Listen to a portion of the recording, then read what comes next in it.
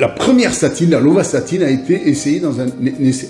Si je vous dis Excel, vous pensez immédiatement au tableur, à la feuille de calcul de la suite de Microsoft, Excel.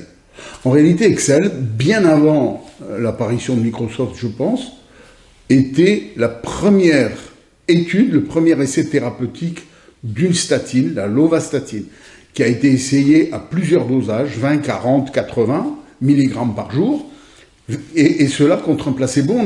On a sélectionné plus de 8000 patients, donc c'est important, c'est un chiffre important, et on a lancé l'étude, mais on l'a arrêté au bout d'un an, parce qu'il y a eu une mortalité dans le groupe lovastatine tellement importante par rapport au placebo, que c'était une catastrophe, on a vite arrêté.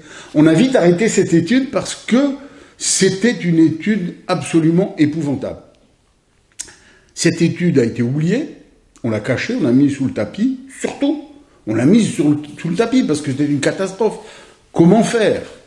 D'ailleurs, on ne la retrouve même plus sur Internet, si vous cherchez, vous ne la trouverez pas. Donc est apparue, pas longtemps après, l'étude 4S. Alors là, taratata, sonner trompette, c'est une merveille. 4400 patients, 4S parce que c'est Scandinavian Study, on a étudié dans les pays scandinaves. Danemark, Suède, Norvège, Finlande, etc. Et là, on a donné donc une autre statine, la simvastatine, et c'est une vraie merveille. On a des résultats spectaculaires. On diminue les infarctus de 40%, la mortalité de 30%. Enfin, c'est une merveille. Tout le monde se congratule. C'est la folie. Et voilà, tout le monde prescrit de la simvastatine. C'est une merveille absolue. Alors, en tant que petit Français franchouillard, tout bête, on dit quoi? On dit, bah oui, sauf que à taux de cholestérol égal, un Français a 4 à 5 fois moins de risque de faire un infarctus qu'un Scandinave. Et puis chez les Finlandais tout en haut, là-bas en Carélie, 9 fois plus. On a su après que les Finlandais de Carélie avaient un taux d'infarctus extrêmement élevé parce qu'ils mangeaient des poissons de lac, que les lacs étaient contaminés par du mercure, et que en fait, on a pu, grâce à ça, uniquement avec un suivi alimentaire, si on peut dire, de mode de vie, on a diminué de manière extrêmement importante le taux d'infarctus, mais 9 fois. Donc, est-ce que moi, médecin de famille français, je peux prescrire ce médicament à un Français dont le risque est tellement plus faible que les Scandinaves? Et que les Américains aussi, parce que les Américains, c'était aussi à taux de cholestérol égal, 4 ou 5 fois plus d'infarctus que les Français, à tel point que les Américains disaient, oui, mais les Français et les médecins français sont nuls, ils savent pas diagnostiquer un infarctus. Et puis après, au bout d'un certain temps, on s'est dit, non, mais c'est parce qu'en fait, c'est le paradoxe français. Les Français mangent, boivent, font la fête, picolent, etc., et puis ils n'ont pas d'infarctus, beaucoup moins, 4 fois moins que nous, c'est pas normal. C'est un scandale. Donc on a dit, le French paradoxe. Bon. C'est d'ailleurs le docteur Michel Delorgeril qui a mis ça en évidence, cette situation particulière qu'on a appelée et qu'il a appelée le French Paradox. Alors, on est donc dans cette situation-là, mais c'est parti, tout le monde prescrit, y compris les cardiologues qui, etc., etc. Bon, après, quand on réfléchit un petit peu, on dit, bah oui, finalement, machin, etc., etc. Mais quand on regarde de manière objective, on se dit que faut peut-être attendre un peu. Bon. Là-dessus arrive quelque temps plus tard une autre statine, évidemment, la pravastatine. Et là, merveilleuse étude, alors là c'était absolument extraordinaire, c'est l'étude WOSCOP. L'étude WOSCOP faite sur les Écossais, à Glasgow. Merveilleuse étude, on diminue l'infarctus. Enfin bref, c'est formidable. Sauf que l'étude Monica, qui avait concerné Glasgow, observation des infarctus, et en France, 3 secteurs, la métropole lilloise, Toulouse, et Colmar, la région de Colmar, avait montré que, en France, en moyenne, et à Lille en particulier, le risque de faire un infarctus avec un taux de cholestérol à peu près identique était 3 fois, 2,98 pour être précis, mais 3 fois moins grave et fréquent qu'un habitant, un Écossais de Glasgow. Donc ça veut dire, encore une fois, transposer ce qu'on a trouvé chez les Écossais de Glasgow à des Français. Moi, je suis désolé, médecin, je soigne des Lillois, pas des Écossais de Glasgow. Et donc je ne peux pas, si je réfléchis de manière raisonnée, je ne peux pas extrapoler ce résultat aux Français. Et puis il y a un élément extrêmement important quand on lit cette étude, et malheureusement les médecins ne lisent pas souvent les études, ils se contentent de lire les résumés, eh bien on s'aperçoit que dans cette étude Voscope, 30% des patients ont été perdus de vue, c'est-à-dire qu'ils ont disparu dans la nature. Ça veut dire que cette étude n'aurait jamais dû être publiée. Au-delà de 2-3% de perdus de vue, une étude n'a plus aucune valeur. Et puis alors les études se sont succédées, et les résultats sont merveilleux, fantastiques, etc. Toutes les études sont bidonnées, c'est-à-dire qu'elles ont été faites par le sponsor, c'est-à-dire par le laboratoire, que les médecins qui ont participé étaient financés par l'industrie pharmaceutique, et que quand les études ont été faites, et le docteur Michel Delorgeril a analysé la totalité des études qui sont parues sur les statines, et le professeur Evin a fait le même travail pour confirmer.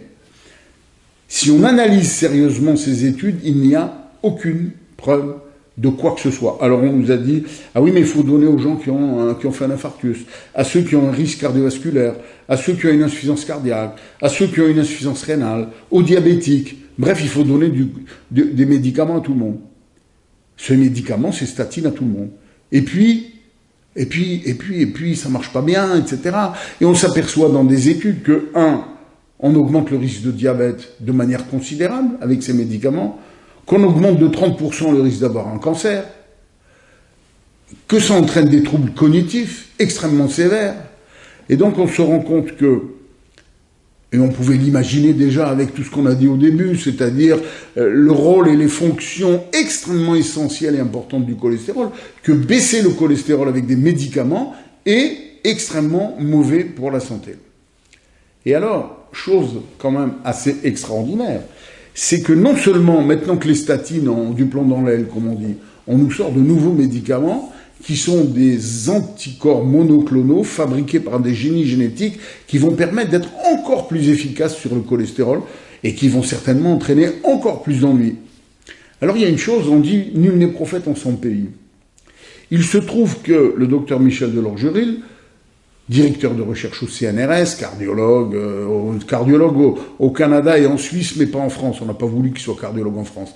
Donc là, après la fameuse étude de Case, l'étude des 7 provinces, avec cette idée que l'alimentation jouait un rôle et qu'il y avait ce gradient nord-sud avec les différences d'alimentation, avec ce problème du French paradox, avec le fait que les Crétois et les gens de Méditerranée qui avaient une alimentation très particulière qu'on appelle le régime méditerranéen ou crétois, avaient quand même beaucoup moins, mais beaucoup moins, de manière absolument spectaculaire, de maladies cardiovasculaires et d'infarctus. Il a donc lancé une étude à Lyon, puisqu'il travaillait à l'époque à Lyon, après il était à Grenoble responsable du service de nutrition. Il a donc lancé une étude où il a enrôler des patients qui avaient fait un infarctus, donc c'est ce qu'on appelle la prévention secondaire. C'est pas pour éviter un accident, mais c'est des gens qui ont déjà eu un accident et pour leur éviter les récidives. Et donc, il a pris ces gens-là, fin des années 80, avant que n'arrivent les fameuses statines. Il a divisé en 2 groupes. Un groupe régime habituel, anticholestérol, etc., ce qu'on donne dans les hôpitaux à l'époque, et ce qu'on donne encore aujourd'hui d'ailleurs dans de nombreux hôpitaux, pour ne pas dire dans tous.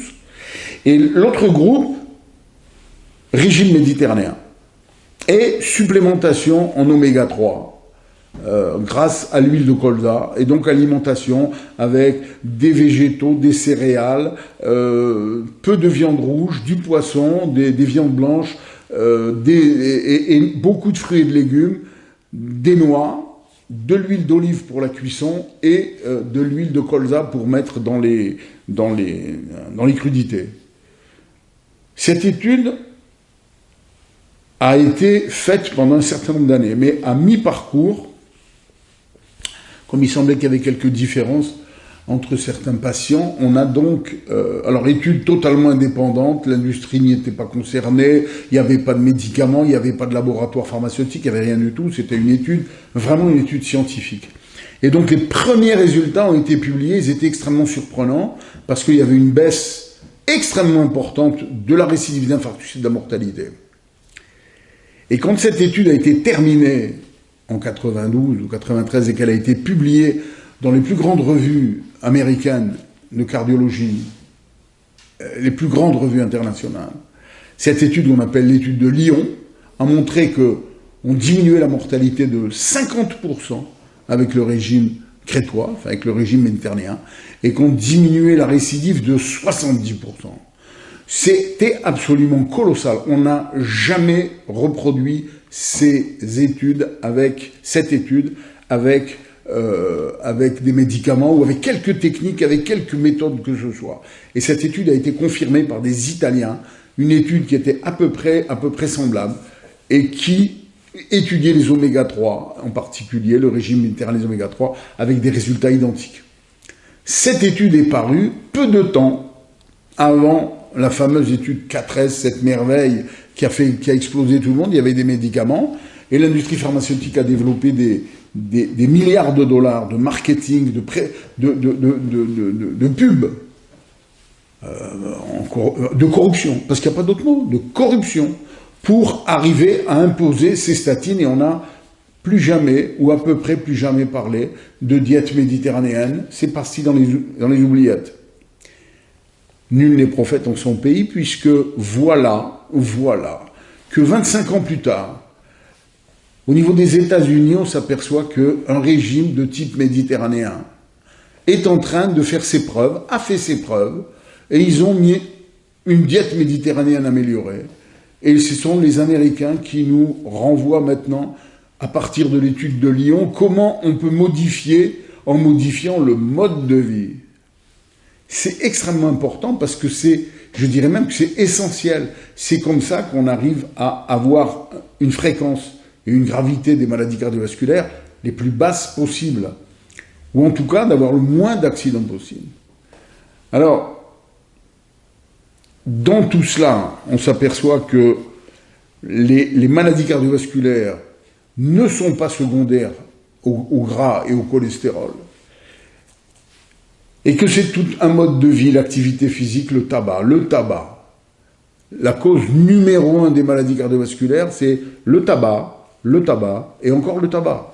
Si on arrête de fumer, on diminue son risque de manière majeure. Donc, le cholestérol dans tout ça, eh bien, n'oublions pas que c'est un merveilleux élément de la vie. C'est la vie. Le cholestérol, c'est la vie.